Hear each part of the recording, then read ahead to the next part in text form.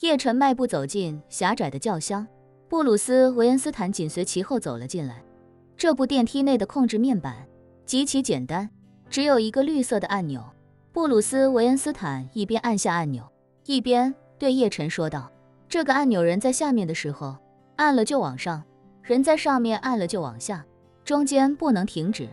叶晨点点头。此时轿厢已经开始向下移动，他看了布鲁斯·韦恩斯坦一眼，问道：“这里向下有多深？”布鲁斯·韦恩斯坦恭敬道：“往下一共60米深。”叶晨不禁好奇地问道：“这么深的电梯井是怎么悄悄挖出来的？”布鲁斯·韦恩斯坦解释道：“布鲁克林监狱虽然明面上还是联邦监狱，但其实早就由罗斯柴尔德家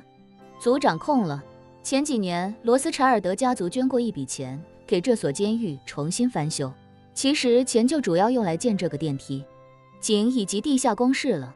说着，他微微一顿，又道：“虽然常规的出入口只有这一个，但地下其实还有一个单向出入口，可以从外部打开。”叶晨疑惑地问道：“罗斯柴尔德家族费这么大力气在布鲁克林监狱修这么一条密道，该不会只是为了关押身份特殊的犯人吧？”布鲁斯·韦恩斯坦如实道：“像古斯塔沃·桑切斯那种大毒枭，他被关在这里是与罗斯柴尔德家族达成深度合作协议的。罗斯柴尔德家族的人要保证他们绝对可控，如果遇到特殊情况或者不可抗力，罗斯柴尔德家族可以通过这条密道把人藏起来，或者直接悄悄转移到其他地方，然后对外宣称犯人已经越狱，亦或者美国法院判了对方终身监禁，但罗斯柴尔德家族和对方协商之后要把对方放走，都会通过这条密道来实现。这种事情已经操作过几次了，成功率100%。”叶晨点点头，反问：“也就是说，古斯塔沃这种坏事做尽的大毒枭，只要对罗斯柴尔德家族有利，他们也会把人悄悄送回墨西哥？”“对。”布鲁斯·韦恩斯坦点了点头，道：“他们只关心利益，不在乎正义。”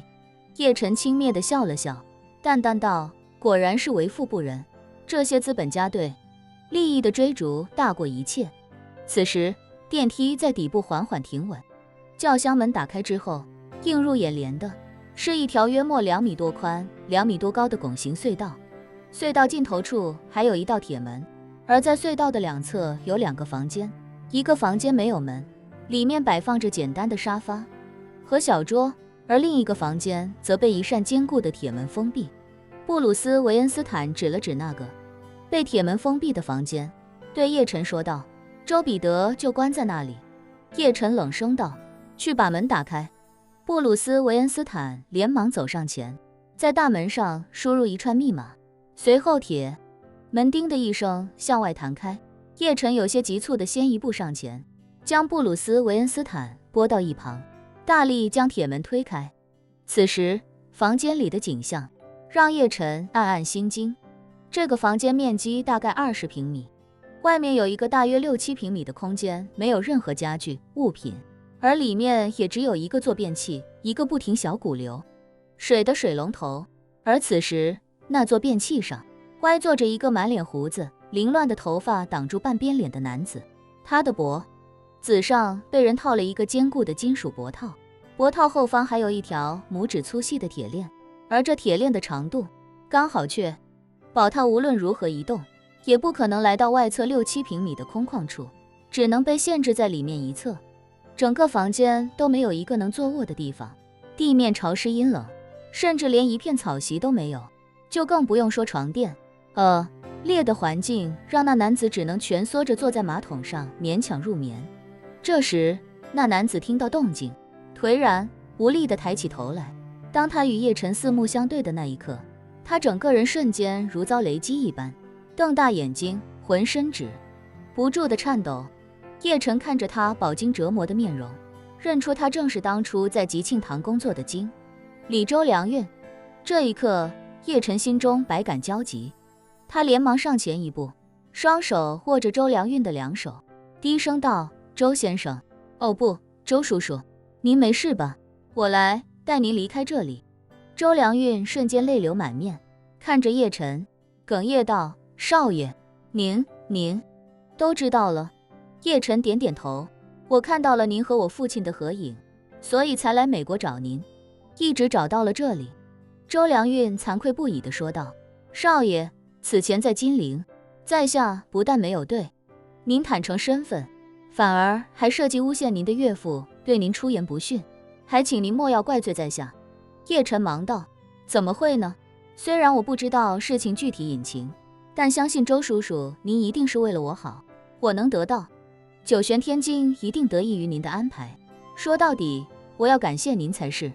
周良运连忙摇头道：“少爷，我只是遵照您父亲生前的安排，将九玄天经带去金陵给您，这一切都是您父亲为您做的准备。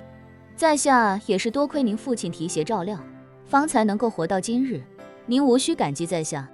叶晨心中更是惊骇，虽然他也怀疑过自己能够得到九玄天经是否与自己的父亲有关，但一直没有找到直接的证据。